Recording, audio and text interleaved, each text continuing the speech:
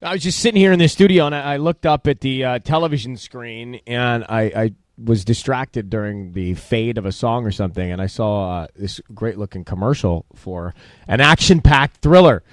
And then what do you know? Chris Pine's face pops up next to Denzel's face. It was the commercial for Unstoppable, and he joins us now. What's up, man? How are you?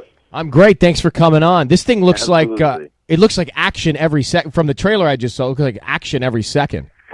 It is, man. It's I think Tony said it's like an hour and a half or something. It's a quick film, and it's I think people will appreciate it. You know, there's no superheroes. There's no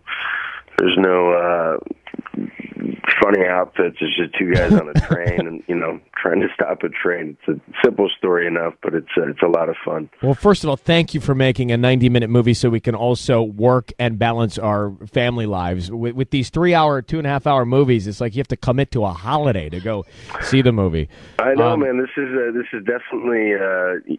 Tony always said he was making a '70s action film, and it's definitely got a different spirit than I think some people have seen in a long time. So just for some framing here, I know a lot of people know it's loosely based on a true story, and you met the guy that you play. What kind of guy is he?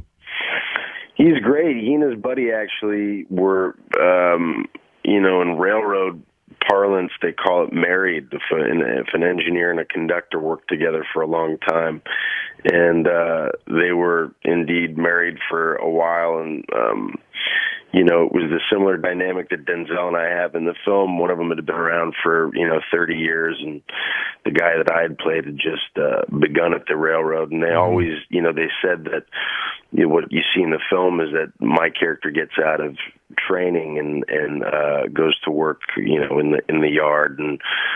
But they always say, you have to give respect to your elders, and there is a hierarchy. And if you don't show that, they will absolutely give you a miserable time about it. They'll haze you.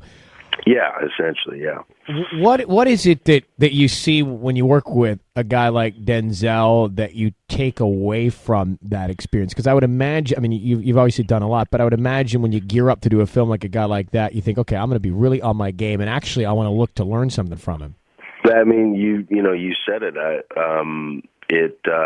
The challenge is incredible, especially to work with Denzel and Tony, two guys that whose work I've watched. I've been around since I was a kid, and it absolutely raises your game. Especially, I always thought about it like stepping into the ring with Denzel, so I had to be, in shape and on my toes and ready to do battle, because I knew that if I wasn't there, he'd just steamroll me. Does Tony set you up for that battle, or do you have to walk in ready to go? Well, no. He's a director, by the way, for people who don't know. Tony Scott. No, that was just something that I wanted to make sure that I was prepared for. But he, at the end of the day, he's a wonderful man, as is Tony, and it wasn't so much that I learned specific lessons as it was just getting to go to work every day with Denzel, and ironically enough, for such a fast-paced, kinetic action film, the majority of it is spent with he and I sitting in the cab of a train. So we got a lot of time just to sit and hang out and talk. Yeah, you look sweaty throughout this thing. That is a Tony. That's definitely a Tony Scott signature. Is glistening? There's much glistening man sweat happening in this film. Chris Pine is with us. It's called Unstoppable, and this really is it is a dude's film. It's a guy's film, and so when you say to your buddies, "Hey, let's go grab," actually, how do you say to your buddies, "Let's go grab a movie"? Just I guess like that. Let's go grab. How do you ask a guy to a movie? I think you just did it. You can't say there are certain words you have to use, right? Film. Like you have to use the word like grab, or you want to check it out. I mean, you can't even commit to it. It's like you want to. Yeah, right. Do you want a hug afterwards? Is that cool? Or? So this opens on Friday. A couple other things before I let you run, Kid. There's a story out about you doing the lead in The Flash. Is there truth to that? I don't think so. I haven't heard anything about it. So I think I'd look funny in that outfit, man.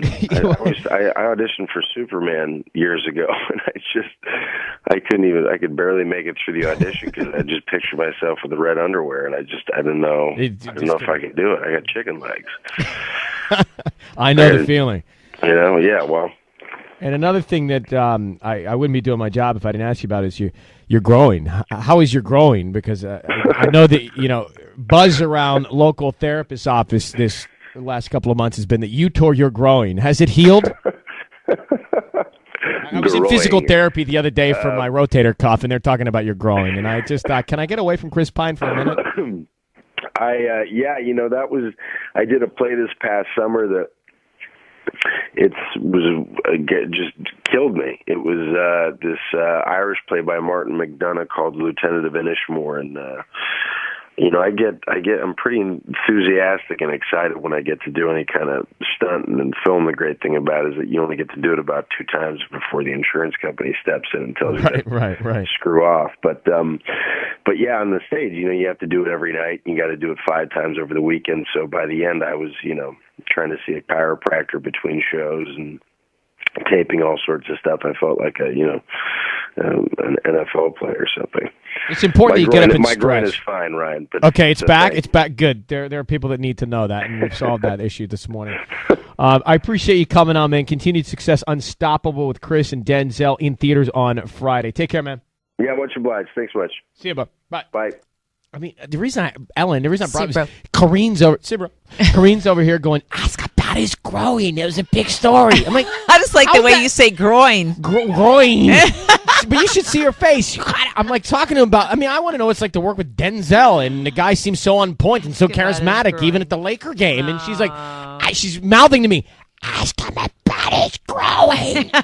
How do you get to that question? First of all, I don't sound like Smeagol, okay? Jesus. All right, well, it's fine, Kareen. It's confirmed. It's fine. And apparently he's not doing the Flash. Ay.